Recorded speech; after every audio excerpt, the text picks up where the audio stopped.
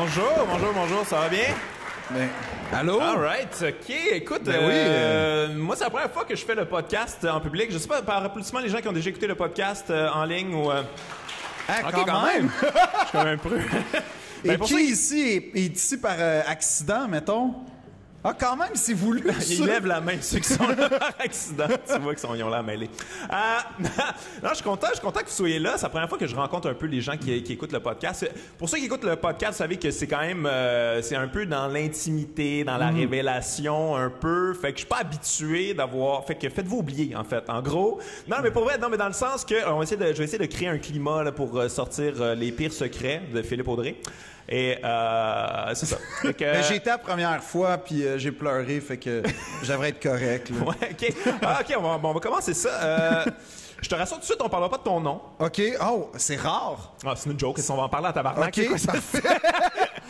Non, mais en fait, moi, je me suis toujours demandé, t'as-tu eu un moment au début de ta carrière où t'as fait comme, ah, quoi, tu sais quoi, j'ai pas envie de tant... C'est sûr, on va en parler tout le temps. Je me trouve-tu un nom, genre d'artiste ou whatever? En fait, on l'a pas fait. C'est quand j'ai étudié au conservatoire, on a coupé mon nom. On l'a coupé? On a coupé mon qu'est-ce nom. qu'on a coupé? La rue Saint-Jacques. J'étais arrivé, on présentait le spectacle, puis il y a ma photo.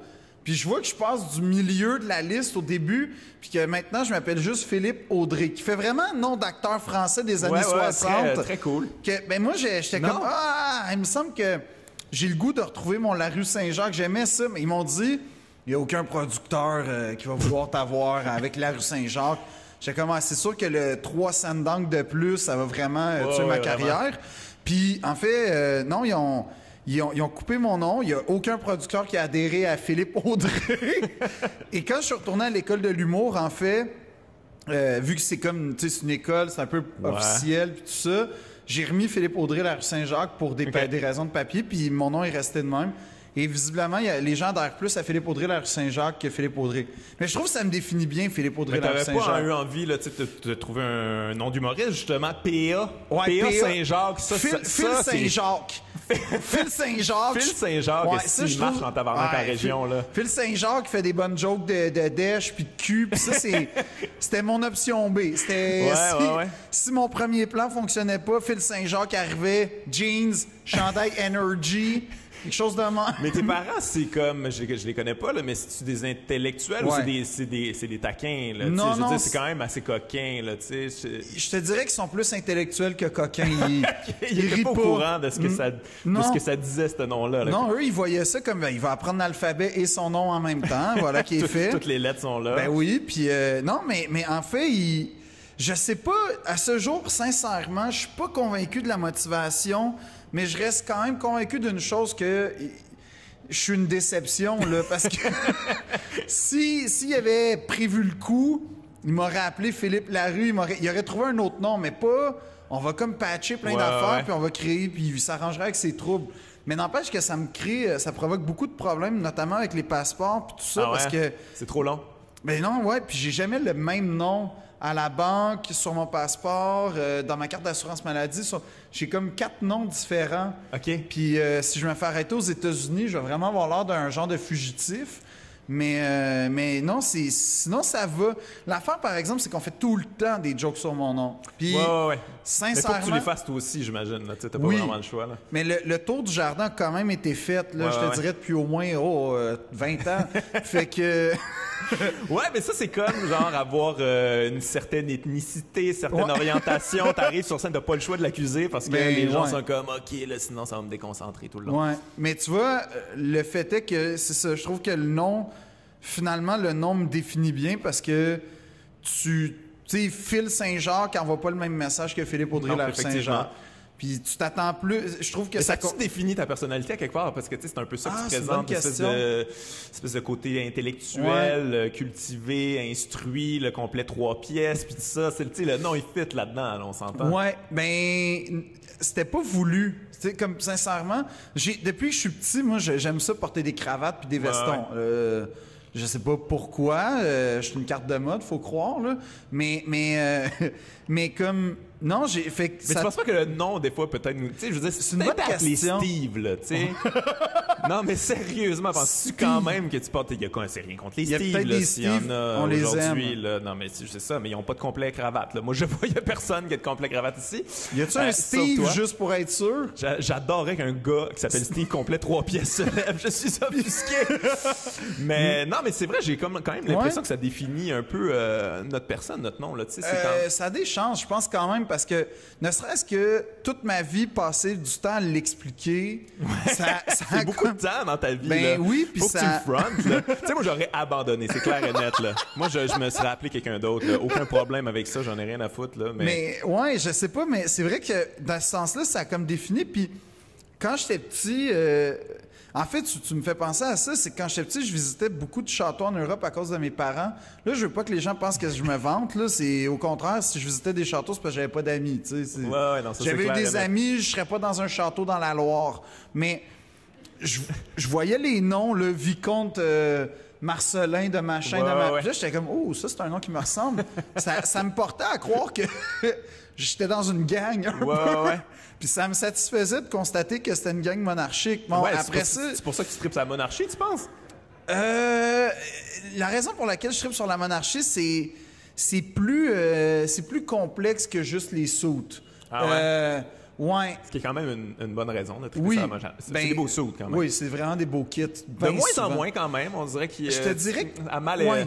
Mais évolué. Je te dirais que Prince William, pas une carte de mode. Par contre, Prince Charles, moi, c'est vraiment mon égérie, le Prince Charles.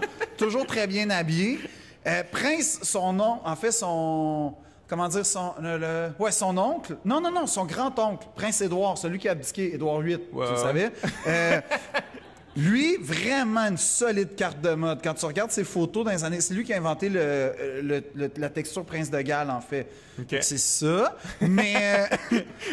Fait que tu bluffes pas, tu connais ça en esti. Ouais, mais ce que j'aime de la monarchie, pour vrai, c'est toute la dichotomie, en fait, de l'univers dans lequel on vit aujourd'hui, qu'il n'y a jamais...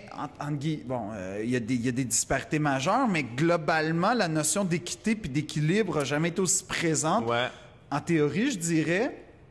Mais en même temps, tu as une espèce de système. Puis c'est dans des pays, c'est ça qui rend ça la chose encore plus savoureuse, c'est que c'est dans des pays dits évolués, dits développés, où tu retrouves des monarchies les plus profondément ancrées. Fait qu'il y a comme une dichotomie de on est évolué, ouais, mais on se rattache quand même à un système millénaire. C'est des vieilles reliques, là. Ouais. Mais je pense que peu importe quelle société on a besoin de cette espèce de monarchie, espèce de famille royale. Tu sais, je veux dire, aux États-Unis, c'est les Kardashians. Là. Ouais. J'en parlais avec Monia Chokri qui me disait ça, mais oui, c'est carrément ça. Tu sais, on Oui, veut oui. des gens, OK, ils ont plus d'argent que nous autres, ils ont clairement pas de job, ils ont rien à faire, ils sont pas nécessairement super brillants. Ils sont choisis à Ils ont quelque été part. choisis, bon, on va les regarder. Ouais. Qu'est-ce qu'ils font? On attend les faux pas. Ouais. On a besoin de ça, je pense. Ben oui, puis tu vois,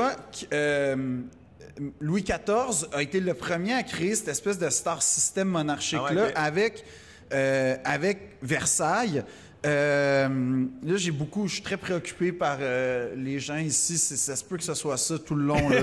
Mais Ils vont apprendre des choses, écoute. Mais ils ont créé tu sais, Versailles, en fait, c'était le fédérer l'État, c'était centraliser les pouvoirs, mais c'était aussi les gens habitaient à Versailles. Puis plus, évidemment, tu étais proche Pour des les chéquer appartements... proches, là, tu sais. Ouais, c'est ça. Puis plus tu étais proche des appartements royaux, fait que t'as toute l'aile avec comme les suivants, puis tout ça, les vicomtes de machin qui arrivent de la Dordogne, OK? Mais plus t'es proche des appartements royaux, plus, en fait, t'étais hot, tu sais, Ouais, concrètement. Fait que tout le star system, en fait, qu'on a créé aujourd'hui de mais il arrive là, OK, on va se lever, attention, le roi passe à telle heure. Le roi, il y avait deux réveils. T'avais le vrai réveil, puis t'avais le réveil VIP, où là, les gens le regardaient se réveiller. 8h30, tu regardes un gars se réveiller. Même rituel. Il allait aux toilettes, tu sais, les gens regardaient Louis XIV aller aux toilettes. C'est comme une coche de plus que les Kardashians, point de vue intrusion dans la vie privée. Mais tout le système, en fait, d'aujourd'hui découle, en fait, de cette époque-là. Puis là, je te parle même pas du fait que c'était des mécènes incroyables, où Louis XIV a été responsable, en fait, de Molière, Racine, Corneille, La Fontaine, Lully, Charpentier. Tu sais, tout ça, en fait, c'est des artistes qui, aujourd'hui, ont une empreinte majeure et qui étaient financés par la monarchie. Aujourd'hui, c'est moins le cas. Ouais, c'est ça. Tu sais, c'est pour ça que je trouve ça plus amusant qu'instructif. Ouais. Mais Mais je trouve ça, j'aime ça. Mais il y a quand même l'aspect que c'est un peu des criminels. Je veux dire, c'est du pillage, là. La monarchie, c'est ça, là. Puis tu sais, tout le beau là, qu'on va voir en Europe, c'est ça. On va aller voir des gens qui ont pillé d'autres pays puis qui ont fait des belles affaires. Puis c'est cool, là, tu sais, c'est magnifique puis tout ça, mais c'est quand même, il y a pas quelque chose de malaisant là-dedans dans la monarchie, dans... Je te dirais que c'est la même chose que quand tu visites des églises, en fait. C'est que tu fais... C'est beau. C'est splendide, c'est des chefs-d'œuvre. Tu sais, honnêtement, le Vatican, c'est éblouissant, là. Mais effectivement, cet argent-là, il vient quand même de... Du sang, ouais. Il vient du sang, il vient de la manipulation, il vient de plein d'affaires, là. Il vient de l'esclavagisme, entre guillemets. Puis, en fait, toutes les grandes... Tu réalises, quand tu voyages, que l'humanité a été construite comme ça. Oh, oui, sur l'esclavagisme. Oui, sur l'exploitation des plus faibles. Puis tu fais « Ah, c'est intéressant, mais j'ai pas de solution. » La vérité, c'est que quand tu regardes le Colisée, quand tu regardes... quand tu rentres dans la chapelle Sixtine, tu fais « Ben, ouais, c'est spécial. » Mais le pire, c'est qu'on vit encore d'exploitation. Ben oui. Je veux dire, c'est encore la même chose, c'est juste plus sophistiqué. C'est l'exploitation civilisée. Ouais, je te dirais ça. Puis... Mais nous, on a comme l'imbécilité de savoir qu'on court à notre perte, mais de continuer. Ça, c'est intéressant, ça. Eux, ils savaient pas, là. La pulsion de mort, qu'on appelle. Eux, les Égyptiens, ils savaient... Tu sais, un esclave, c'était comme un marteau, là. Il meurt, on en achète un nouveau, mais... Fait à peu près l'humain de récemment, c'est pas mal la seule ressource renouvelable, je te dis, sur Terre. Mais ouais, t'as raison, je trouve ça bien intéressant, mais bien inquiétant, mais bien intéressant, cette espèce de fait qu'on a des ordis, mais on vit quand même comme en 1738 à quelque part. Là, La révolution industrielle, ça a vraiment tout changé, selon moi. Mais c'est ça. Je sais pas si c'est intéressant, là, mais... Non, mais moi, je trouve ça intéressant. Okay. C'est intéressant. Je vais pas aller faire un vox pop, là. Mais... non, mais en fait, c'est intéressant parce que j'en ai jasé un peu avec Francis Dupuis-Déry, tu vois, quelqu'un d'autre qui a un nom à coucher dehors comme le tien. Et non, pas à coucher dehors, mais un beau nom sophistiqué et long à dire. Et il parlait que justement, tu sais, nous autres, on est là, on vit en démocratie, on évolue, puis tout ça, mais qu'au Moyen-Âge, la démocratie, c'était vraiment beaucoup plus développé. Tu sais, je veux dire, oui, t'avais les rois là, qui pillaient, puis qui étaient ultra riches, mais il n'y avait pas le temps de s'occuper de ceux en dessous, tu sais. Puis on se formait des conseils, on décidait d'à peu près tout là, en gang, là, tu sais. Je veux dire, dans le village, tu décidais, t'avais beaucoup plus de pouvoir, t'en avais pas sur la richesse ultime, mais t'en avais sur ton entourage immédiat, où tu vivais immédiatement, tu sais. Raison de plus on a quand même une vision du Moyen-Âge que c'était épouvantable, mais sur la démocratie, c'était mieux qu'aujourd'hui. C'était un peu inquiétant. C'était une époque féministe aussi, paraît-il, le Moyen-Âge. Ça, j'ai de la difficulté à adhérer à ça, parce que l'Antiquité, les femmes puis des ballets, même affaire. Renaissance, mais tu aurais un âge d'or où là, la femme... Mais je pense que c'est beaucoup teinté du mythe de Jeanne d'Arc, mais il paraît que... Puis ça, je sais pas à quel point c'est les gens qui trippent Moyen-Âge, parce qu'ils sont intenses, hein, les gens qui trippent Moyen-Âge, là. Pour vrai, tu touches pas à ça. On respectait les femmes en corset, là. Super. Ben oui, tu mariais ta cousine à 12 ans, puis... mais t'as respecté, esti. Oui, puis t'avais 15 enfants avec. Mais oui, c'était tout consentant, tout ça, là. Fait que oui, évidemment. Mais tu collectionnes-tu des affaires de la monarchie? Tu es un collectionneur genre de trucs physiques ou... Non. Mais mettons qu'il y a un événement particulier, style un mariage, je vais l'écouter sûrement en direct, là. Okay. J'ai écouté Prince William en direct. Sincèrement, j'ai préféré le mariage de Prince Harry à Prince William.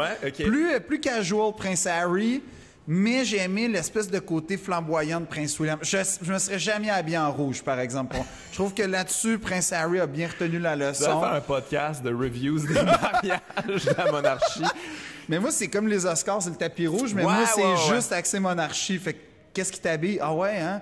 Le 3e régiment des grenadiers, tu sais, c'est ça, là. Mais comment ça fonctionne maintenant, là? Je veux dire, toi, tu connais ça, fait que je vais te poser des questions là-dessus. Je veux dire, c'est quoi la séparation maintenant? Parce que, tu sais, en ce moment, on vit dans une monarchie constitutionnelle. Je sais pas trop ce que ça veut dire. Tu sais, ces gens-là ont du pouvoir, mais pas vraiment. Mais on tient à ça. Mais c'est quoi la séparation maintenant? Est-ce que c'est juste, ils ont une espèce de cagnotte puis ils roulent là-dessus depuis des années? Comment ça fonctionne? C'est pas mal ça, hein? En fait, la monarchie, j'ai toujours pensé que c'était quelque chose de très désuet jusqu'à temps que je parle à des amis belges qui m'expliquent qu'eux, ils n'avaient pas de gouvernement, puis la seule affaire qui restait, c'était le roi. Puis ça, j'ai fait, tu vois... Tu veux dire tout récemment, là? Oui, ça fait à peine 10 ans, la crise politique qu'il y a eu là-bas. Puis la monarchie, ultimement, c'est le dernier rempart d'une société. pour qu'elle reste en bonne et due forme. Mais je te dirais que les sociétés britanniques, tu vois, il y a eu le Brexit, là. Enfin, là. Honnêtement, c'est probablement un des événements les plus importants des 100 dernières années en Europe, mais je te dirais, dans l'Occident, c'est la déconstitutionnalisation de l'Union européenne. C'est carrément ça qui arrive. Et la reine ne fait rien. Ouais, mais qu'est-ce qu'elle fasse en même elle peut rien faire. C'est ça. Fait qu'elle peut rien faire, elle peut rien dire, puis t'as son pays qui se dit, ben non, fait que nous, on s'en va. Pourquoi? Ben, immigrants, hein, tu sais. Très, très mauvaise raison, si tu veux mon avis, là. Mais c'est ça qui arrive, fait que tu fais, OK, mais à quoi elle sert finalement, cette madame-là? Là? Ben, elle sert à rien, là, concrètement. J'imagine que tu as écouté The Crown. Là, oui, ça, ben, j'ai beaucoup... Mais c'est ça, tu réalises en écoutant cette série-là, OK, mon Dieu, il n'y a pas beaucoup de pouvoir, il n'y a pas beaucoup de grip. Là, ça. Ces gens-là sont là dans la maison. Ouais. Puis, Une fois par semaine, le premier ministre vient dire, ben c'est ça, on a parlé de ça. Bon, ben correct, mais tu sais, comme... Ouais. Qu'est-ce que je fasse avec ça? Rendu là, moi, j'écoute LCN, je sais, bon, ben ils ont fait ça cette semaine, c'est la même affaire, là. Je pense qu'elle a un accès de plus que moi avec LCN et Denis Lévesque, mais... Sûrement.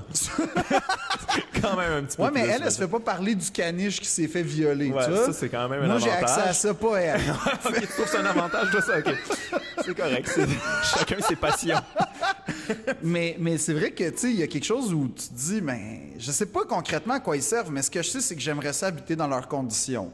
Ça, c'est pas mal ma conclusion. Mais t'aimerais-tu vraiment ça en même temps? Parce que justement, en écoutant cette série-là, tu fais OK, mon Dieu, c'est carrément des prisonniers de la vie, ces gens-là. Là. C'est la cage dorée, là, vraiment, mais complètement. Tu peux faire ce que tu veux à l'intérieur d'un certain périmètre, là, mais tu peux, tu sais, je veux dire, elle peut pas aller au DEP. Non. Tu sais, s'acheter une caisse de 12. Il y a un très mauvais film qui s'appelle Royal Night Out qui raconte la soirée. Ils ont fait un film là-dessus. Une fois dans sa vie, elle est sortie. C'était à la fin de la Deuxième Guerre mondiale, à la Victoire. Ça, c'est la fois qu'elle est sortie, puis ils ont fait 2 films là-dessus. Ça te dit ça à quel point sa vie, c'est poche, man? La fois que tu t'évades un peu pour aller évader... Elle est sortie, qu'est-ce qu'elle a fait? Ben, t'es allé dans un bar avec des militaires qui la protégeaient. Faites sortir tout le monde du bar, moi, je m'en vais. Ouais, puis ça fait 2 films qui font là-dessus. Fait que tu dis, c'est peut-être une vie un peu contraignante. Ouais, ça a l'air épouvantable, en fait. Oui, là, mais tu sais, ils vivent jusqu'à 100 ans, hein? Puis c'est normal. Oui, ils sont dorlotés, là. Ben, c'est ça. Fait que c'est 60 ans ou, je sais pas, 62 ans, Hochelaga, Maisonneuve. Je sais pas trop, mais ouais. Mais c'est sûr que oui, c'est carrément quelque chose de... Aujourd'hui, c'est amusant. Moi, ça m'amuse. Reste que, honnêtement... Je dis toujours, moi, je suis pour la monarchie à condition d'en faire partie. Sinon, je compte ça, là, pour vrai. Si tu m'inclus dans la gang, je veux, mais sinon, tu sers à rien, là. Ton château, je veux le visiter. Ouais. Fait qu'enlève-toi. C'est quelque chose de très anglo, en fait, triper sur la monarchie, là. Je veux dire, au Canada anglais, ça tripe. Oui. Ça voudrait pas se débarrasser de ça, la monarchie constitutionnelle. Au Québec, on est comme, fuck off. Ben, ils passent même pas par ici quand ils viennent au Canada. Je comprends, parce qu'il y a toujours des manifestations, puis ça grogne, puis tout ça. Mais tu sais que tu sais, parce que tous les pays qui avaient ça, ils ont coupé des têtes. Là. Les Anglo ont fait comme, on va garder ces vieilles têtes-là, on les aime bien. Ben oui, puis non seulement ça, mais la Constitution, le parlementarisme britannique est arrivé vraiment avant. Eux, ils ont créé vraiment une monarchie constitutionnelle vraiment avant tout le monde. C'est quelque chose comme... Je veux pas dire n'importe quoi, mais de mémoire, c'est autour du 12e, 13e siècle qu'ils ont fait « OK...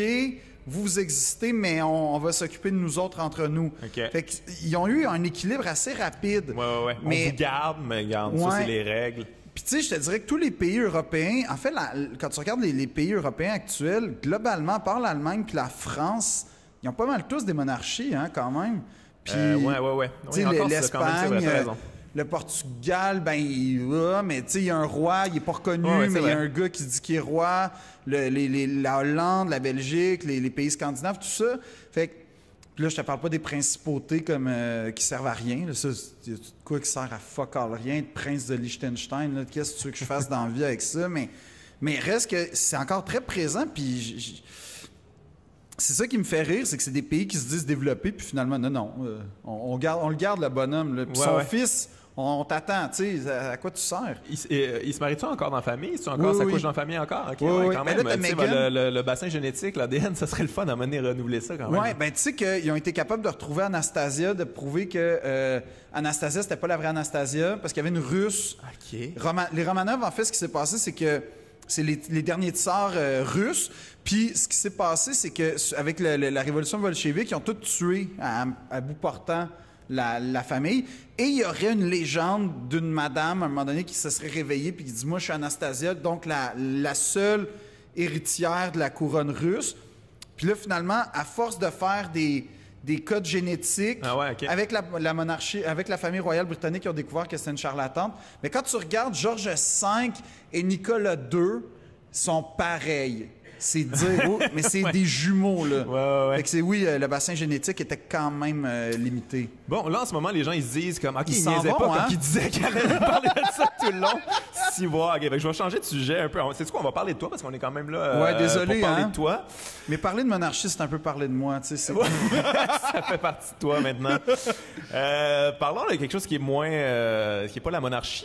En fait, les gens t'ont probablement, principalement connu pour Like Moi. Ouais.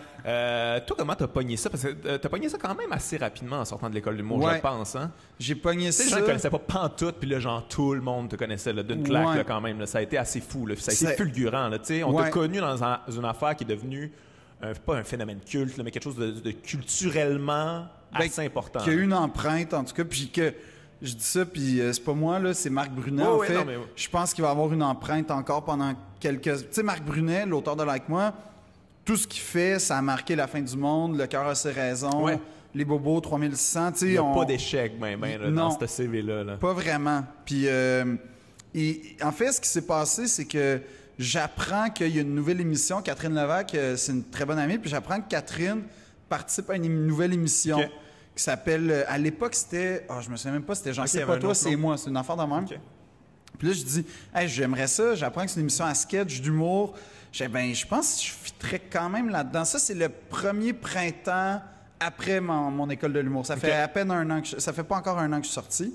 Puis là, tu fais « Ah non, je sens qu'ils sont réticents, je sens que c'est compliqué. » Puis la preuve que j'étais vraiment une faveur de quelqu'un, je sais pas, c'est que je suis le premier auditionné de tous les gars. Puis ça, généralement, c'est parce que... C'est pas bon. Ben non, tu défriches, tu nous mets en forme, nous, en tant que juge. Puis, on va peut-être t'oublier après le deuxième. Ben oui, c'est sûr, là. Mais le fait est que ce qui est arrivé, puis à cause de ma carrière d'acteur, ma carrière, pas vraiment, là, mais ma sortie du conservatoire, tu sais, j'ai fait des auditions, j'en avais jamais. Fait que j'arrive, puis je me prépare là, du mieux que je peux pendant 2 semaines. Et, il me donne 2 textes à 3 jours d'avis. Mais des monologues. Là. Puis je passe ma fin de semaine à répéter. Puis j'arrive à l'audition le matin. Je suis le premier, ça regarde pas bien. Je rentre. Ça fait vraiment couch casting, là, les auditions dans la vie, là. C'est pas bien loin de la réalité, ça, ce documentaire-là. Mais t'arrives... c'est bon, OK. Tu te mets sur un X, tu dis ton nom, puis... Tu sais, fait que... Là, je fais la première scène, puis là, je fais « Oh non, ça ressemble à toutes les estis d'auditions que j'ai faites, où j'étais poche, puis blablabla. » Puis je vois Marc Brunet, qui est littéralement... Il me regarde même pas. Il regarde à terre. Je fais « Oh non! » Puis... Je fais juste comme, hey, je vais me changer. Puis en me changeant, j'avais une chemise, puis là, je mets un T-shirt. Puis en me changeant, je fais genre, c'est peut-être la dernière audition de ta vie. Ça fait vraiment film américain, là. Mais c'est peut-être la dernière audition de ta vie. Fait que. C'était dramatique. Vas-y à fond. Puis ça a vraiment marché. Comme je dis, ça a vraiment marché. Tu t'es donné, puis. Je me suis donné, j'ai été à fond. Puis c'est devenu ils ont gardé l'audition telle quelle, puis c'est devenu un sketch pratiquement tel quel de la première saison. Puis là, ça, c'était quoi pour le fun? C'était Matt et Karine, là, le douche qui parle à la webcam. OK. Puis c'était...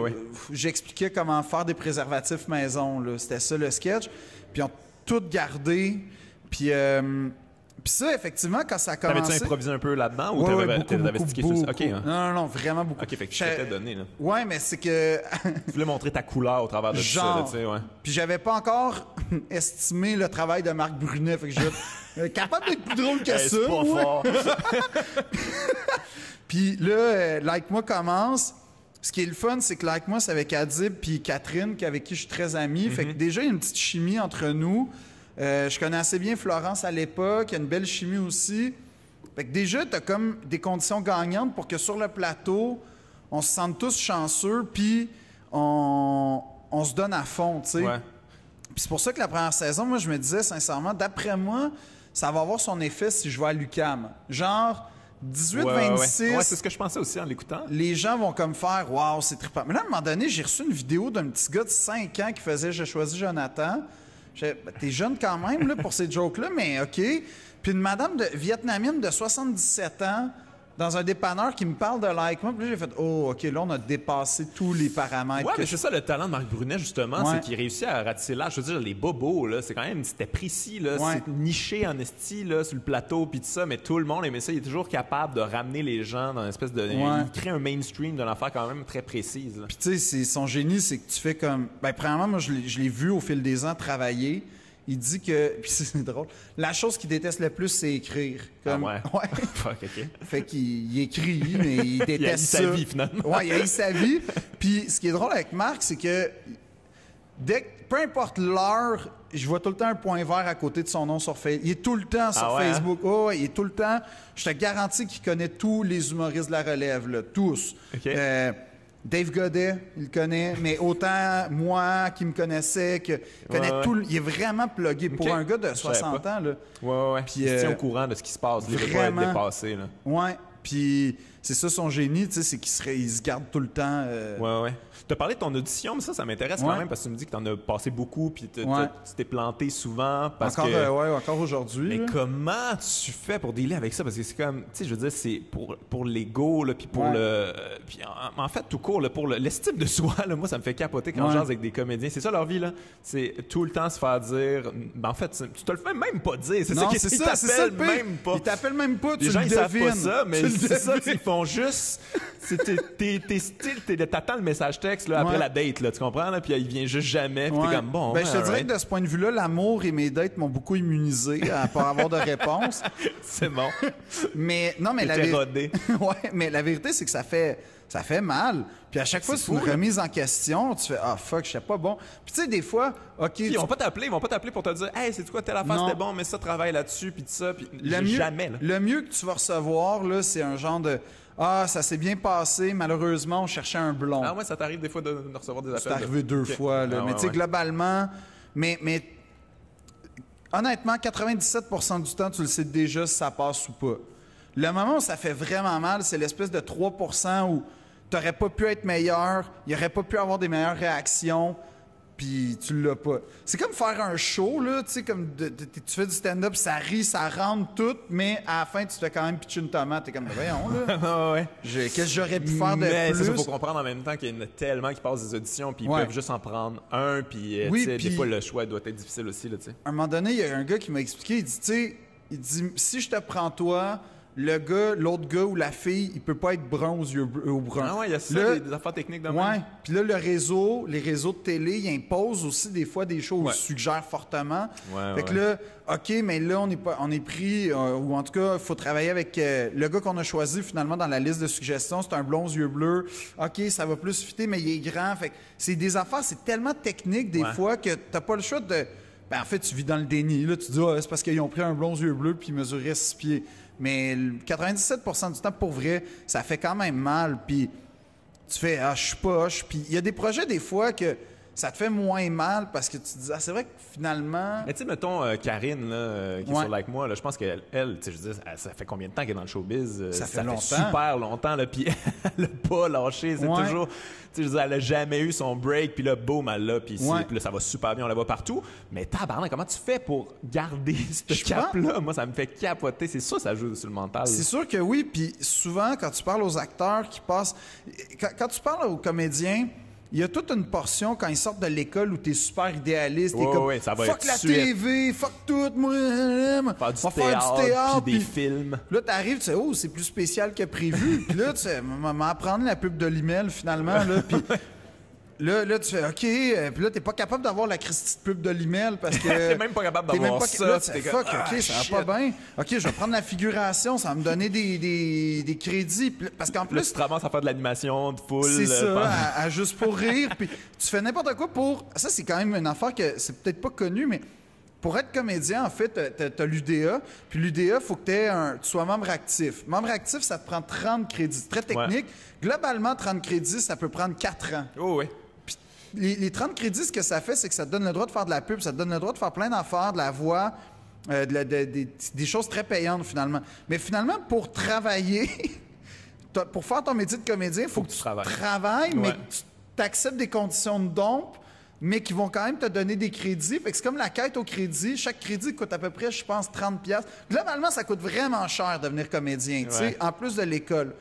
Puis, je sais pas, mais c'est pour ça que tu parles à des comédiens, c'est ça devient idéaliste. Puis là, 2-3 ans après, c'est comme, ouais, il me manque encore 16 crédits. Je pense que je vais faire de l'animation de rue. Là, tu regardes plus. Tu fais juste essayer de tout faire pour survivre. Puis là, genre, tu te dévalues aux yeux des autres à quelque part, j'imagine. Oui, parce que ce qui se passe dans toutes les classes de théâtre de tout temps, pratiquement, c'est que globalement, tu es une dizaine. T'en as un, peut-être deux, lui, ça va décoller direct. Lui, elle, pow, direct, posera pas de questions. T'en as 3-4, ça va aller, ils vont aller de petits rôles en petits rôles. Puis t'en as, mettons, l'autre moitié qui vont... ça va aller de petits rôles, mais ça va être tough. Puis t'en as tout le temps un ou deux que eux, c'est mort. Moi, j'étais dans le 1 ou 2 morts, là. Puis... Mais c'est fou de penser à ça. C'est fou de penser que, tu sais, le gars qui fait l'annonce d'AEW, il voulait faire du Shakespeare, là. Ouais, mais c'est ça. C'est ça son but, là. Je te jure. Oui, puis c'est comme quand... C'est pour ça que j'aime beaucoup être avec des comédiens, c'est que cette espèce de fibre pure-là est encore présente. Puis tu parles avec eux, tu dis, ah ouais, il lâche pas, là? Non, j'ai été à New York, j'ai vu telle pièce. Ah ouais, c'était comment? Ah, j'ai vu tel théâtre expérimental.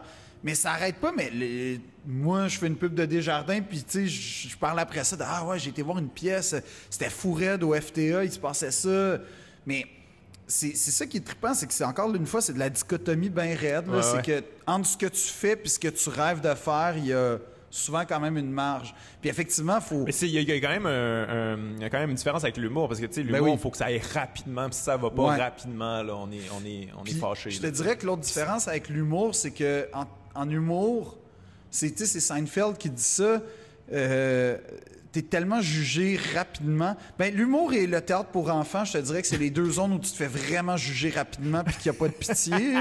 Mais... C'est clair qu'un enfant, ça n'a pas de pitié.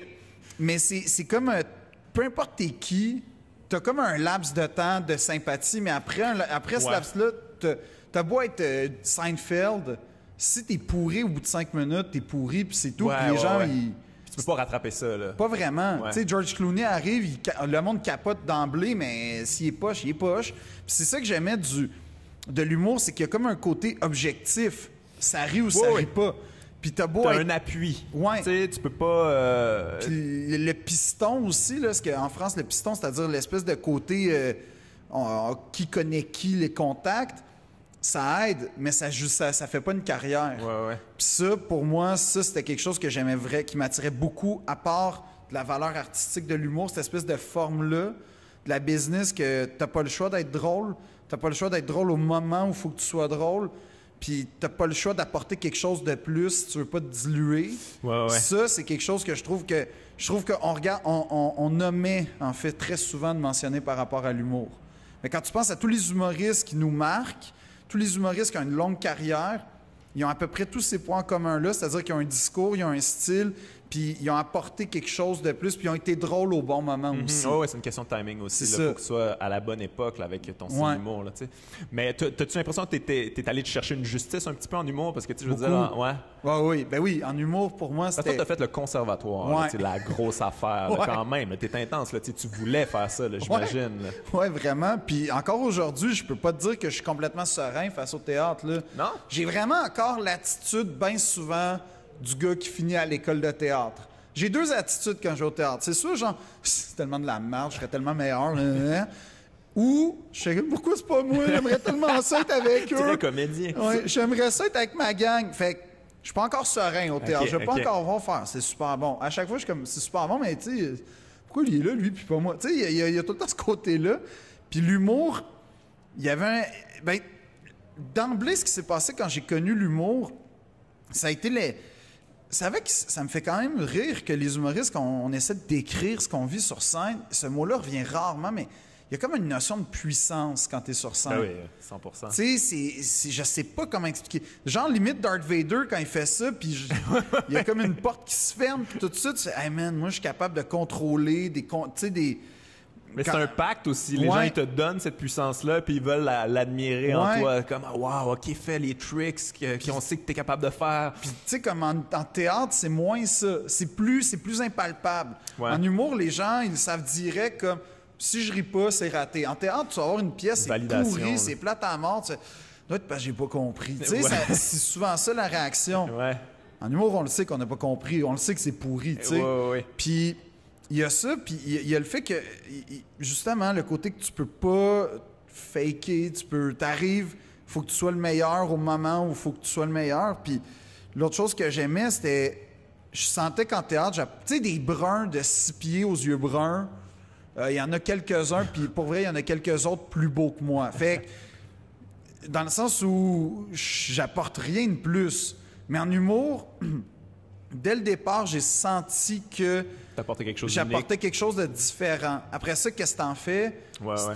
C'est là la démarche puis la carrière. Mais dès le départ, j'ai senti que je pouvais apporter quelque chose que j'apporterais jamais en tant que comédien. Puis je dis ça vraiment toute modestie. J'espère que c'est perçu comme quelque chose de modeste parce que c'est pas genre, j'étais vraiment le meilleur. C'est vraiment, OK, j'ai une couleur que je sens qu'il n'existe pas en ce moment dans le paysage. Puis tant mieux, ça m'a servi, mais c'est très insécurisant en même temps. Là. Quand tu décides de faire bande à part, à un moment donné, ça devient vraiment effrayant. T'as l'impression d'avoir fait bande à part, toi? Je comprends ton jugement à travers ta question. non, mais pas... Ben, j'avais pas de repère. Ouais. Puis, j'ai pas... Tu sais, dans le sens, j'ai pas l'impression d'avoir fait bande à part, dans le sens où j'ai fait des choses très populaires, entre guillemets. Non, très populaires. Mais reste que ce que j'ai proposé dans ces choses-là, je savais pas si ça allait passer ou pas. Ouais. Puis dans ce sens-là, oui. Puis j'ai pas essayé... Tu sais, j'ai été... j'ai souvent eu un espèce de... Le chant des sirènes est souvent apparu de... Ah, ça serait vraiment plus facile de faire ça. Ah, ça serait vraiment plus facile. Puis pour vrai, des fois, j'ai cédé. Ça, je l'avoue. Mais reste que quand je le vivais, la portion où je dis, OK, il me reste quand même un tant soit peu d'intégrité, c'est que j'étais comme, j'étais pas bien là-dedans, finalement. Je veux plus faire ça. Puis, tu sais, tranquillement, tu te raffines, puis tu finis par faire, OK, qu'est-ce que je veux faire? Tu te redéfinis, tu sais, Mais c'est parce que tu as une proposition quand même, on en parlait tantôt, très intellectuelle aussi. Tu joues quand même avec ça habilement, là, parce que je pense qu'on n'a pas vraiment le choix, parce que j'ai l'impression qu'en humour, l'humour, c'est une affaire, c'est un truc du peuple. C'est monsieur, madame, tout le monde, c'est mainstream, on veut aller chercher tout le monde. Puis je veux dire, même, mettons, Yvon Deschamps, là, qui traitait de sujets sociaux complexes, il faisait comment avec le personnage du gars de la gang, de la shop, puis tout ça. Puis c'est un outil qui est très puissant, mais tu sais, arriver en complet 3 pièces, faire comme moi, je lis des livres, tu sais... Ben, c'est là où ça fait peur, parce que toute ma vie, j'ai été rejeté en étant de même. Pas d'amis, moi, pour vrai, là. Puis là, tu fais, OK, j'ose aller sur scène en disant, ben, ça va être drôle.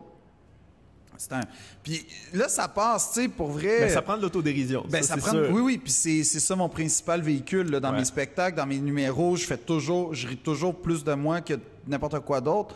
Mais reste que... Quand t'arrives, quand tu sors de l'école puis que tu fais la tournée des bars, puis qu'il y a des bars, disons, chambre en l'an, là, puis que le gars avant toi, puis c'est pas du jugement, c'est une observation factuelle, que le gars avant toi, il torche tout parce qu'il vient de faire une joke sur le fait qu'il a chié dans une plotte. C'est arrivé, hein, ça? Comme standing, le gars, ça finit les chier dans la plotte. Puis là, Philippe Audrey, bonjour, j'ai lu Victor Hugo, hein, tout le monde a lu ça. Tu sais, comme... Ouais. J'imagine que tu as dû prendre du temps justement pour finir ce style-là, trouver genre c'est quoi ta voix là-dedans, c'est quoi le chemin pour me rendre au public sans qu'il... La clé est arrivée en France, étonnamment. Okay. Parce que moi, la France, avec Like Moi, ce qui est arrivé, c'est que ça a éclaté tout de suite, OK? Vraiment rapidement. Pratiquement, tu sais, dans d'un mois, là... Puis je suis deuxième sur les line-up de spectacles à limite close, alors que je suis pas meilleur qu'il y a 2 mois. Ouais. Ça fait à peine 1 an que je suis sorti de l'école de l'humour. J'ai les facultés d'un gars que ça fait 1 an qui fait de l'humour. Fait que t'es pas bon, vraiment. Tu sais, tu développes. Tu te débrouilles, là. C'est ça, tu sais. T'apprends à patiner. Puis là, il disait, alors le prochain invité, vous le voyez à TV. Ça partait. Vous l'avez vu dans Like Moi. Fait que tout le monde est comme, Adib, Catherine, oh yes! Philippe Audrey, qui? Là, c'était comme Puis là, je sentais que les gens se disaient, ben, s'il est dans l'air avec moi, il est drôle comme dans l'air avec moi. C'était pas exactement le c'est cas. pas le même style du tout, là. Puis là, je sentais la déception, puis j'étais pas capable de vivre avec le regard de déception. Déjà, je l'avais vécu avec mes parents.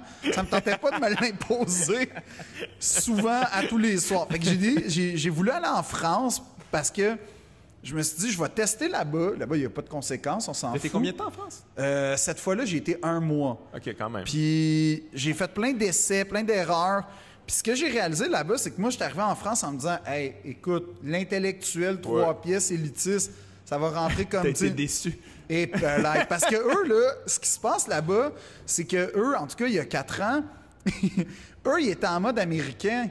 Fait qu'eux, ils étaient comédie club, tu viens genre des cités un peu rap, machin, OK, plus t'es dans une minorité, plus c'est cool. Tu sais, y a pas pour vrai, il y a pratiquement pas de blancs humoristes dans les comédie clubs, alors qu'au Québec, c'est l'inverse. Au Jamel, puis tout ça, là, ouais.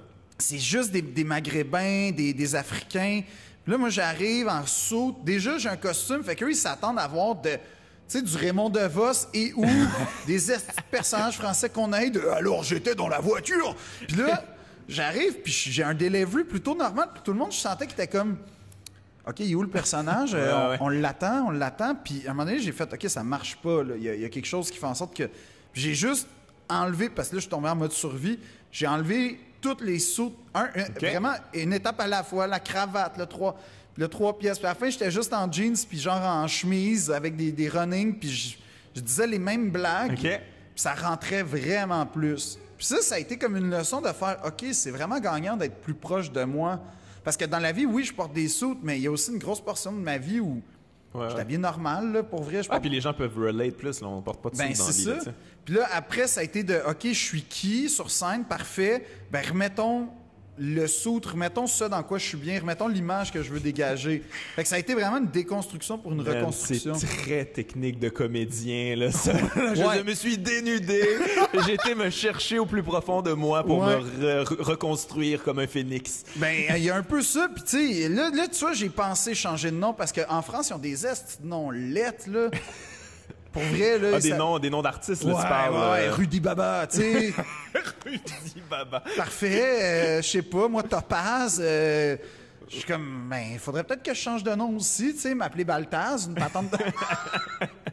Mais non, mais ils ont un autre rapport. En France, c'est drôle parce qu'à un moment donné, j'ai catché que... Au Québec, il y a comme de quoi, de l'humour, c'est tellement solitaire. Ouais. Puis plus t'es solitaire, plus t'es tout seul à écrire, plus t'es tout seul à avoir tout fait ton show, que c'est vraiment valorisé. En France, c'est vraiment la mode rap américain que t'arrives avec un entourage, ça c'est cool, t'as ton auteur attitré qui t'attend en coulisses. Puis à un moment donné, j'ai vraiment catché ça, puis je me suis constitué un faux entourage. Des itinérants que t'as ramassés? Ben ouais, mais... Ben ouais. Mais non, mais c'est qu'en fait, il y avait ma gérante de l'époque. On s'en va au Jamel Comedy Club. Fait que là, j'ai fait, hey, je vais y mettre la claque à l'entourage. Toi, tu penses, si Jamel... C'est vrai que cette attitude-là, je suis allé aussi, puis ouais. Ils sont tous en... Puis il y a tout le temps un gars qui... Tu sais pas c'est qui, mais il est avec l'autre, puis... Fait que moi, je fais genre, non seulement j'aurais qu'un entourage, mais ça va être juste des filles. Un pimp. Philippe et ses Amazones, là, mais...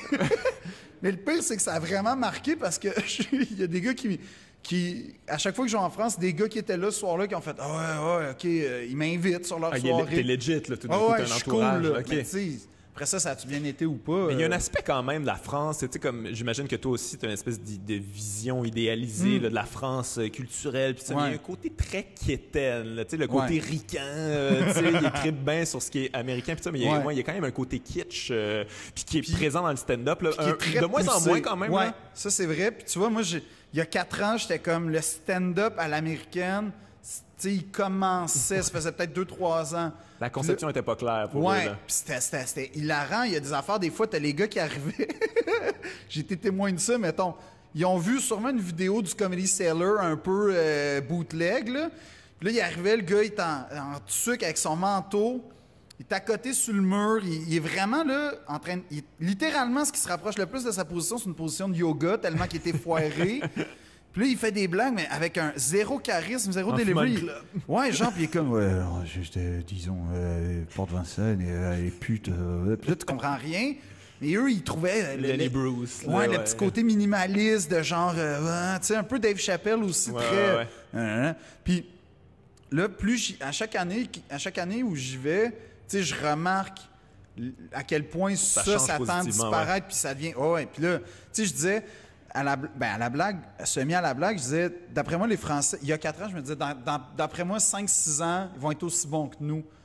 C'est vraiment prétentieux de penser ça. La nation complète là, est poche en ce moment. Ouais. Mais la vérité, c'est que non, ils sont vraiment excellents. C'est différent. C'est quelque chose de particulier quand même. T'sais, leur manière de faire l'humour a toujours été différente. Mais là, en fait, ce qu'on pourrait préciser dans ta pensée, c'est que ça s'en vient, ça commence à ressembler à ce qu'on fait nous autres. En fait, avant, ça ressemblait pas du tout. C'est que Dieudonné, le bon, il est comme un peu pété une coche. Un peu. Mais il est vraiment fort. Il y a des shows qu'il a fait, c'est incroyable. Je trouve ça meilleur que bien des affaires qu'il y a eu au Québec là, dans les dernières années. Là, c'est vraiment, vraiment bon. Mais c'est une autre manière de faire l'humour. C'est un quatrième mur. Jamel, avant qu'on apprenne que tout volé ça. Il était quand même bon, mais mais mettons. Mais tu sais, Gad aussi là, c'est ça. Il avait tout volé, mais il était bon. Leur rythmique, notre rythmique, notre façon de concevoir l'humour qui est très américaine, arrive à un point, à un moment donné, arrive en ce moment à un point où il y aura plus d'adaptation de plein d'affaires. Puis ça, c'est trippant. Ça veut dire qu'il va y avoir vraiment un vrai pont culturel. Mais tu sais, puis aussi, là, on se met au-dessus, là, les Français, ils copient. Puis ça, nous autres avec, là, nous autres aussi, là, on nommera pas de nom, mais là, je veux dire, peut-être fin des années 90, début des années 90, il y en avait beaucoup de ça, là, vraiment beaucoup, beaucoup. Puis à un moment donné, c'est devenu inacceptable. Puis il fallait développer ta propre personnalité, écrire tes affaires. T'sais. Mais ça, c'est une affaire, je sais pas comment tu l'as vécu, mais quand Copy Comique est sorti, moi, il y a bien du monde qui me posait des questions sur, tu sais, vous le faites tout, puis tout ça. Puis pour vrai, non. Comme aujourd'hui, en tout cas, en humour, c'est vraiment une règle sacrée de pas copier, comme. Puis moindrement. Puis il y a vraiment un respect de ça. Puis ça, c'est quelque chose que j'apprécie beaucoup, beaucoup, beaucoup. En tout cas, en humour, on se défile pas, tu sais. Quand tu vois quelqu'un et que ça ressemble, on se le dit tout de suite. Puis c'est ça qui m'a révolté avec cette affaire-là en France. Puis d'ailleurs, c'est vraiment une génération. Les jeunes, aujourd'hui, ils font pas ça. Là. C'est faux de penser que les humoristes français, c'est vraiment toute cette génération de 40, 50 ans, mettons, là, qui renaît tout début 2000, que eux, oui, mais ceux d'aujourd'hui, dans Copy Comique, quand même, il y avait des plus jeunes, tu sais, Jamel Comedy Club, un peu, là, justement. Là, mais tu sais, il y a un tronc commun avec tout ce monde. Ouais, c'était tout le même writer, finalement. Mais moi, j'en ai rencontré un, Thomas Cislé, là, qui est beaucoup dans cette affaire-là. Je l'avais rencontré en France, puis tout ça. Puis lui, son explication était très naïve, mais en même temps, je pense que c'était la meilleure de tous ces humoristes-là. Parce que c'est comme... moi, je savais pas trop là qu'on pouvait pas faire ça. Moi, j'aimais beaucoup ces humoristes-là, fait que je me suis dit comme bon, les gens connaissent pas ça en France, fait que j'ai juste traduit, puis je savais pas que ça se faisait pas. Mais je pense que c'est très sincère, tu sais. La plupart des humoristes, c'est comment ils faisaient tout. Ouais, mais si tu veux qu'on connaisse Dave Chappelle, vend les DVD, mon gars. Puis mettre des c'est ça, crée les sous-titres si tu veux que ce soit ça. Prends pas le crédit de Dave Chappelle. Mais c'est épouvantable, ça se fait pas, mais je trouvais que c'est l'explication la plus sincère de tous. Je veux dire, Gad, il fait semblant qu'on on a inventé ça. Puis, ouais, mais ça, c'est admettre sa propre stupidité, je te dirais. Là. C'est vraiment admettre sa propre mesquinerie de faire. Je savais pas qu'on pouvait voler. Ah oui, dans quelle société, peu importe, on dit c'est correct de voler. Nulle part. Non, mais je te dirais que, tu sais, moi, j'avais vraiment suivi ça de Thomas Cisley, justement, parce que ça me mettait en tabarnak, parce que lui, c'est assez incroyable. Son spectacle, c'était 100% volé, mais de plein d'humoristes que je connaissais. Puis là, j'étais comme, oh mon Dieu. Fait que là, j'allais lire les commentaires. Puis il y a des gens qui relevaient ça, tu sais. Puis les Français étaient comme, ouais, mais on s'en fout. Moi, je ne connaissais pas ces blagues-là. Moi, ça m'intéresse, là. Le pire que j'ai lu, c'est que quand je suis allé en France, après l'affaire de Copy Comique, tu sais, j'ai préparé plein de jokes. Puis là, tout le monde était comme, ouais, pour vrai, ça marchera pas. Je dis, non, c'est sûr, ça a marché. L'épais, là, je me suis planté bien raide. Les gens s'entorchent bien raide. Puis, à un moment donné, il y a comme une blague de ta mère ciselée. Ça m'a. J'ai fait, OK, ben c'est ça, là. C'est ça qui arrive. C'est que la blague en soi, ça parlait de la grand-mère. La version originale parlait de la grand-mère, puis ta mère parlait de son grand-père. Okay. Là, le commentaire, c'est c'est pas copié. C'est sa grand-mère, et lui, c'est son grand-père. Tu sais, ouais. Tu sais, on est quand même à une lettre de différence, je te dirais. Là. C'est pas copié, mais c'est pas loin, tu sais. Ouais. Mais il y a vraiment une disparité aussi. Là-bas, l'affaire qui me... la fois que j'ai compris que j'ai fait « j'aurais sûrement pas de carrière tant que ça en France », il y a comme un festival à Cannes. Vraiment super, le festival. Puis ils reçoivent vraiment des stars. Puis c'est un peu le festival de rodage du festival de Cannes, dans le fond. OK. Puis là, on me dit, écoute, il y a un gars, puis je connais quand même l'humour français, mais il y a un gars, j'ai jamais entendu son nom, Jeff Panacloc. C'est ça. Je connais pas. Je capote, Jeff Panacloc. Palais des festivals, la grosse salle où il donne les prix à Cannes, là, 2000 personnes, 3000 même. OK. Il dit, arrive là, c'est admission générale. Tu sais, c'est Jeff Panacloc. Je fais, OK, ça va être une star s'il va là. Le matin, c'est du 7 à 77 ans, ça fait la file pour rentrer. On finit, je suis avec José Charland, par trouver des billets au fin de la dernière rangée pour Jeff Panacloc. Je sais pas c'est qui, hein? Dernière rangée. Mais ça doit être hot. T'as le mur. Ben oui, c'est sûr, c'est pacté. Ça commence très français, là. Tu sais, genre effets spéciaux, pyrotechniques, toute la patente. OK, il y a 1 million juste dans le... Accueillir Jeff Panacloc. Le show n'a pas commencé, puis il y a déjà 1 million qui vient de disparaître devant moi. T'as un gars qui arrive, simili charisme, OK, mais tu sais, je suis loin, je me dis, ça doit être ça le problème. Comment ça stand-up? 0 rire. 0, 0, 0. Là, je fais, OK. Puis là, il part, puis là, à un moment donné, il dit, vous voulez voir Jean-Marc? Là, je fais, oh, c'est... Là, ouais! Là, ça éclate, là. Ouais! Jean-Marc, ouais! Une autre toune de accueillir Jean-Marc avec 3 millions, là, qui viennent disparaître. Et là, Jean-Marc, ce qui se passe, c'est que c'est une marionnette. Puis Jeff Panacloc, c'est un ventriloque. Fait que je te dirais que... Super connu. Un show de ventriloque, dernière rangée d'une salle de 3000 $, assez ordinaire, merci. Puis ce qu'il disait, c'était juste comme... Jean-Marc, c'est une marionnette, puis il fait... Hey, je t'encule la merde! Il fait juste dire des insanités, puis lui, il fait... C'est le Jeff Dunham de la France, là. Genre. Mais lui, là, star. Là, j'ai fait, oh, moi qui pensais que le stand-up, c'était l'affaire parisienne. Tu sais, j'étais comme dans ma petite bulle parisienne. Puis là, j'ai fait, oh, ça, c'est le ventriloque. C'est lui qui remplit toutes les salles en France. Sûrement que moi, que j'arrive avec, ben bonsoir, j'ai lu Rimbaud avec mon accent québécois. Ça marchera pas. Ouais. Fait que c'est à ce moment-là que j'ai, ouais. Puis là-bas, ce qui m'a... Mais c'est tough quand même, jouer en France. C'est pas un public généreux. C'est vraiment pas. Non, puis plus. C'est un public Paris, ça applaudit comme mini-pote là, quand ils aiment ça, mais il n'y a pas plus. Hein. Mais Paris sont généreux, étonnamment. Okay. C'est rare qu'on dise ça. Là. Paris, ça va bien, mais quand tu vas en région, à ce festival-là, justement, j'ai joué dans une place, là, un théâtre. La meilleure façon de le décrire, c'est de jouer devant un banc de neige, OK? C'était juste des têtes blanches, comme... Éclairage minimal, je me voyais à travers le reflet des cheveux, OK? C'est sûr que j'ai été le dernier spectacle de quelqu'un dans cette salle-là. C'est sûr. Puis je peux pas te dire le fret, là, c'était comme... Puis là, j'étais comme... Je sors, puis j'ai vraiment le goût, pour vrai, de me pitcher en bas d'une falaise, là. Je fais comme... Puis là, t'as juste... Je sors, puis miracle, là. Oh! Oh, c'était génial! Puis là, je fais, voyons, toi... Ça vous tentait pas de rire? On voulait pas déranger. Ben oui, mais tabarnak. Très français, ça. Ben oui. Ça, c'est très, très, très français. Tu sais, Cannes, c'est comme vraiment le... Je sais pas comment... C'est comme les vieux riches. Ouais. Fait que c'est comme les grandes familles ou les très riches, fait qu'ils vivent dans une codification de la société que je comprends pas. Mais c'est ça, puis... Hey, j'étais comme... Oh, c'était génial! Oh, j'ai adoré! Ben oui, mais... Merci de me sauver, de me pitcher en bas d'une falaise, mais reste que j'aurais apprécié avoir cette réaction-là sur le coup. Ouais, ils sont très particuliers, très, très particuliers. Vraiment, c'est ça, il y a une relation. Tu sais, on parlait de copiage là, en France, mais j'ai vécu un truc vraiment étrange. Mais ça revient, ça recoupe un peu ce que tu me disais. C'est le Jamel Comedy Club, ils voulaient faire une soirée en anglais à un moment donné, OK?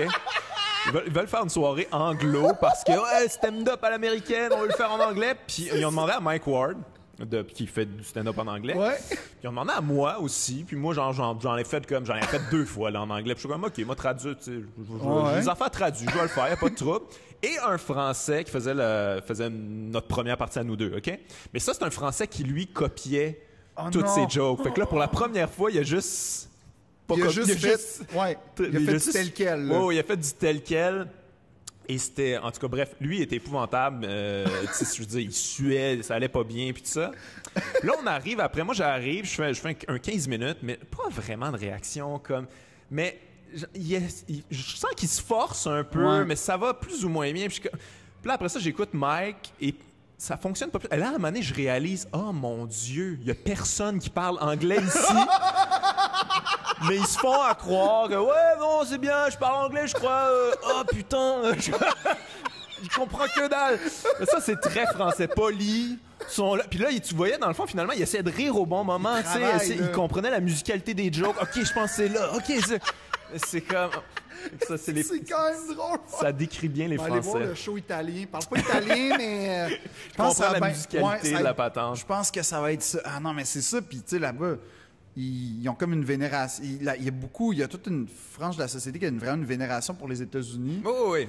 Fait que c'est comme, dès que c'est américain, ça me fait vraiment rire, moi, ça. Tu sais, t'as-tu été dans leurs espèces de restaurants où ils font de la bouffe à l'américaine? Et t'es comme, hey man, pour faire un burger, vous êtes fié sur une photo, est-ce que sacrément, c'est comme, mais tout, ils essaient de copier, mais plus ou moins, tu sais, le quick, ils aiment bien ça. Tout ça, puis tu sais, comment ils s'habillent aussi, fait que c'est tout américain, mais interprétation, genre, un peu bizarre, là, tu sais, genre, ils ont vraiment lu la première page, puis ça a été ça. T'sais, on dirait souvent que c'est ça, tu sais. Ouais. Quand ils viennent ici, puis ils sont comme « alors, je vais aller à New York, je vais aller à... » Tu sais, puis là, ils font un trajet pas possible parce que eux, dans le fond, la France, c'est... Ouais. Ils peuvent aller partout en TGV, là, super rapidement. Tu sais, nous, on fait « New York, c'est quand même 8 heures. » 8 heures! Ouais, ben c'est ça, tu sais. T'auras pas la vraie histoire, là, puis... Tu penses-tu y retourner en France? As-tu des ambitions par rapport à ça? Oui, je vais y retourner parce que, en fait, à force de travail, ça a commencé à lever un peu tranquillement, pour vrai. Puis à chaque fois, c'est ultra formateur là-bas, pour vrai, aller là-bas. Parce que, j'écris beaucoup une fois là-bas. Comme, c'est une place où, peu importe où je suis en Europe, mais particulièrement en France, j'écris vraiment beaucoup parce que je suis tout seul. J'ai pas d'amis, tu sais. Fait que je suis tout seul dans mon appartement, puis qu'est-ce que tu veux que je fasse? Bon, t'écris, là, puis tu penses, puis... Fait que c'est carrément juste ça, à 100%. C'est carrément, c'est un workshop, là. Ouais, puis là, le soir, tu vas faire 2-3 soirées, parce qu'il y en a beaucoup, puis t'as le temps de travailler tes affaires. Des plateaux, ouais. Puis là-bas, ce qui est vraiment le fun, ça, c'est épais, là, mais... Est-ce qu'on est méprisant avec les Français? Non, mais c'est pas épais, OK, je veux pas qu'ils m'haïssent. Non, mais ça a été un choc culturel. C'est que, comment ça marche, c'est que tu fais ton numéro, souvent, tu vas présenter la personne qui vient après toi, puis là-bas, les animations en France, au Québec, on est quand même bon, là, on est très inspiré des comédie clubs américains, fait que c'est vraiment du monde qui animent, fait qu'ils font juste passer. Là-bas, c'est tout ou rien. Fait que c'est soit un gars qui anime, genre, entre chaque numéro, il fait 12 minutes, puis là, t'es comme, bon, OK, puis là, il essaye de surfer sur le succès du gars qui vient de sortir, fait que ça plante, puis là, toi, t'arrives tout le temps un peu à sec, puis t'es comme, OK, on y va, là. Ou c'est un gars qui... Je sais pas à quoi il sert. Ils l'ont sorti là, de sa chambre. Puis, alors, le prochain... c'est quoi ton nom, Philippe? Patrick! Allez, Patrick! OK, j'arrive. Là, c'est moi? OK, parfait. Puis là, il dit... tu présenteras le dernier. Il s'appelle... je sais pas, le Dadaïs. Quoi? OK, ben c'est ça la fin de mon numéro. Fait que c'est quoi ton nom? Ben, viens-t'en. Ça, c'est déjà arrivé souvent. Mais c'est très boboche, les soirées. Moi, j'avais fait une soirée à un moment donné. J'arrive là, c'est comme toujours une cave, là, tu sais. Ça dégoûte du plafond, là. T'es comme OK. Puis là, il y a un micro sur un mic stand, là. Ouais. Puis là, la soirée commence. Personne prend le micro. Ils sont là, tu sais... Comme si c'était du théâtre et tout ça. Puis je suis comme, voyons, non, c'est donc même bizarre. Puis je dis, OK, même je suis comme peut-être 4e. Là, moi, j'arrive, je pogne le micro. Ah ouais. Là, je fais mon truc. Puis tout ça a quand même bien été. Là, je finis. Après ça, les autres humoristes viennent me voir. Très fort, prendre le micro. Mais qu'est-ce que vous comprenez pas? C'est plus ça quand même.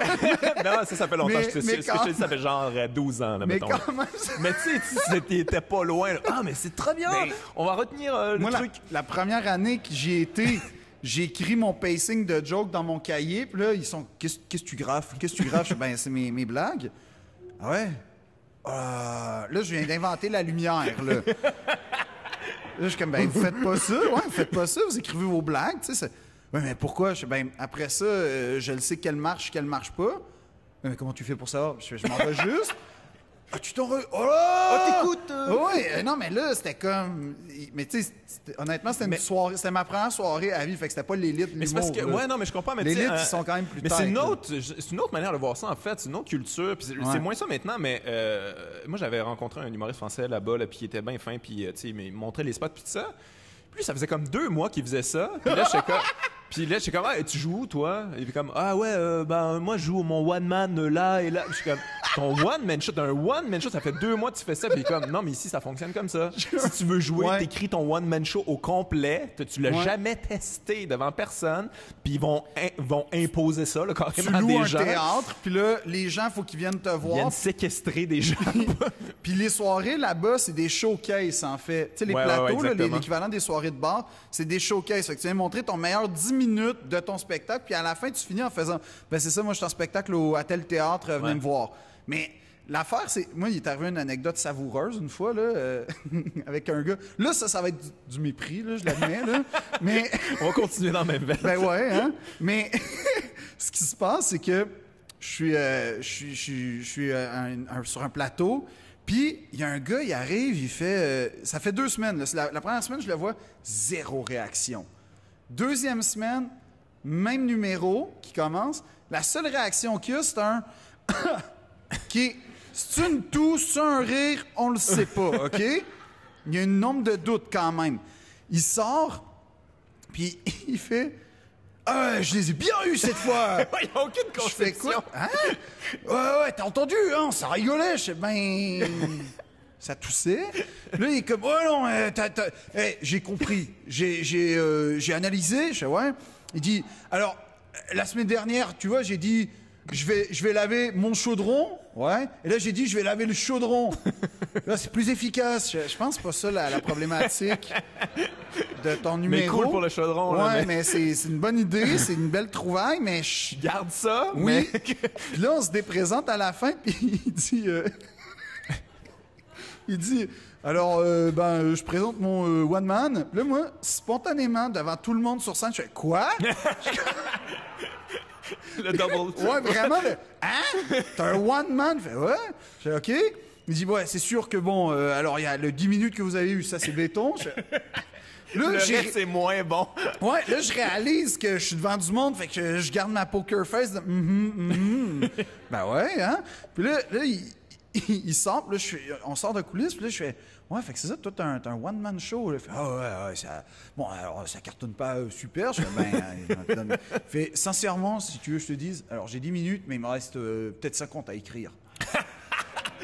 Grosso modo. Ben oui, grosso modo, il me reste 80% là, à travailler. Mais sinon, c'est bien. Puis le 10 minutes que j'ai vu, que pour moi, mettons, la vérité, c'est que t'as 2 secondes.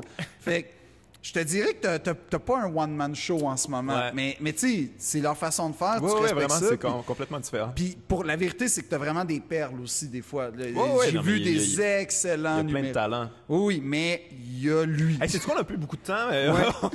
Je veux pas juste chier sur les Français. Fait que je voulais pas qu'on termine avec ça. Moi non plus, parce que j'aime les Français. Non, parce que j'ai 5 minutes à peu près, mais je veux quand même parler de... parce que tu vas jouer dans un film bientôt qui va sortir bientôt, en fait. T'as déjà tourné ça. Et c'était intéressant, on parlait d'audition, de se faire refuser. J'ai fait l'audition pour ça. J'ai été refusé. C'est toi qui étais pris.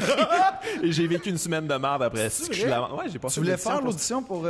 On m'a appelé. Moi, moi, je veux pas passer l'audition nécessairement, mais quand on m'appelle, je suis comme, OK, je vais y aller. Je suis pas un comédien, là. Fait que, tu sais, je veux dire, non, ça m'a pas atteint tant que ça, là. Mais... Ben, clairement, un peu pour qu'on en reparle devant du monde. Non, mais moi, je trouve ça intéressant que c'est toi qui l'as eu, parce que tu sais, moi, j'ai lu le personnage, puis tout ça, puis là, quand j'ai appris que c'était toi, j'étais comme, OK, je vois pas tant le fit. Là, j'ai probablement eu moi non plus. J'aurais été meilleur, finalement. Mais quand j'ai vu la bande-annonce, je fais, oh mon Dieu, man, je pense que t'as travaillé fort pour ça. T'étais dans une démarche, là, je te reconnais pas. Puis je trouvais que ça fitait avec le personnage que j'avais lu, que moi, j'étais pas capable de rendre. Mais pour vrai, je pense que... Ben, tu sais, pour revenir aux Français à mépriser... Non, je veux vraiment finir. mais en fait, la vérité, c'est que moi aussi, j'étais pas... Comme la première chose que j'ai dit, c'est je comprends pas pourquoi tu m'appelles, je suis pas bon. J'ai dit en même affaire, moi. Puis Vincent, le réalisateur... Il est super sweet, par exemple. C'était pas une audition violente. Non, c'était pas couch... couch je sais pas quoi, là. J'écoute pas ces documentaires-là, mais... Mais il était comme, non. Puis je sais pas si t'as fait ça, mais moi, on commence à parler, puis là, je donne toutes mes grandes angoisses existentielles de je suis pas bon, je joue pas au hockey, nan. Puis là, à un moment donné, il commence à sortir la caméra. Pendant que je parle, puis là, je suis comme... c'est le personnage. Ouais, puis là, il fait continue. Là, je fais comme, OK. Fait que moi, À ce moment-là, je suis chez la psy, là, puis je fais « Ah, c'est sûr que, tu sais, le conservatoire, ça n'a pas été facile. On va s'en servir, ça. » Hein? On va quoi? De ma détresse? De ma détresse, de mon échec. Puis, tu sais, je vois pas comment avoir mal joué Hamlet va m'aider à être un joueur de hockey déchu de la Malbaie, mais... Non, mais quand même... Clairement, t'as ta démarche, là, t'as ta caméra d'en face, puis... Mais ça a été effectivement, tu sais, comme... Il y a bien des affaires qui m'ont motivé à... Premièrement, j'ai pris 36 livres pour faire... Ah ouais, OK. Ouais. J'ai été... De Niro, mon chum. Ouais. Ben, j'ai de la misère à y perdre encore aujourd'hui, là, mais... C'est le bout que t'as pas fait de Niro. Ça, c'est l'affaire qu'ils te disent pas, parce que... Tes films sont comme « Ah, j'ai eu un entraînement. » Non. Ouais, le film fini, t'es pogné avec tes 40 livres de plus, tu sais. Mais là, ce qui se passe, c'est que je vais au gym, puis là, j'ai vraiment essayé de m'insérer dans le top 25 des plus beaux gars du Hollywood PQ à travers ce film-là. Parce que j'ai fait sculpté. Ouais, j'ai fait « OK, il va y arriver, il va être comme même cut, tu sais. » Puis là, il est comme « Ouais, mais il y a 10 ans d'alcoolisme dans le corps. Ouais. » Je dis « Ouais, mais tu peux être cut pareil, là. » Non, il faut vraiment qu'il soit gras. Là, j'ai fait bye Hollywood PQ.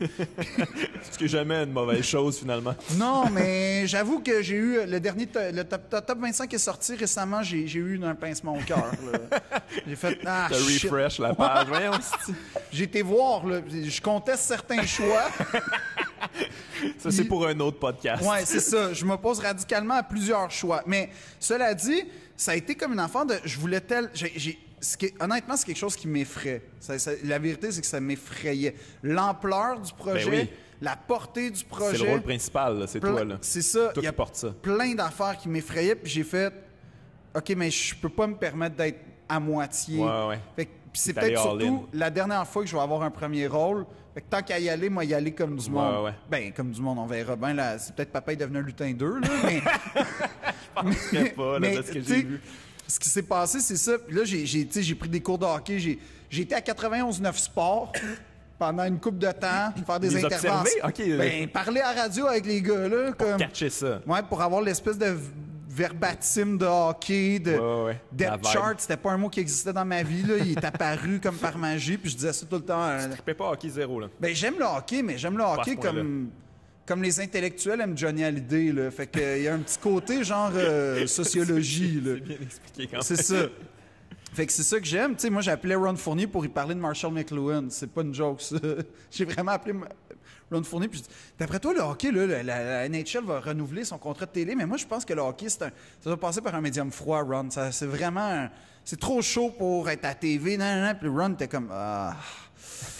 Ouais. On va prendre un autre appel, là. Ron ne répondait pas à mes questions. Tu l'appelles? Je l'ai appelé pour vrai. Je pensais que tu l'avais rencontré. Non, je l'ai appelé. Je l'ai souvent appelé pour vrai. J'y parlais, tu sais, de concepts. J'y parlais de l'Antiquité grecque, comment je trouvais que l'esclavagisme. Je parlais des Romains, là, tu sais, le Foro Romano, Circus Maximus, comment... Tu l'as très bien Philippe. J'avais un nom de code. Je m'appelais tout le temps Hugues ou Roland Hugues ou Pierre Hugues ou Jean Hugues.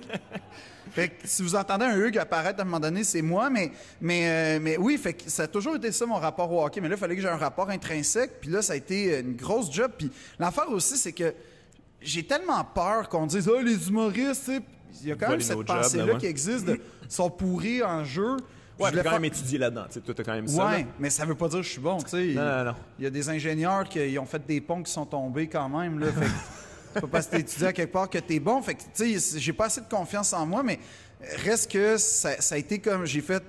On pourrait peut-être dire que je suis pas crédible, point de vue justesse du texte. Peut-être que le film... Mais on pourra pas dire comme il s'est pas donné. C'était ça ma base, mettons. Que...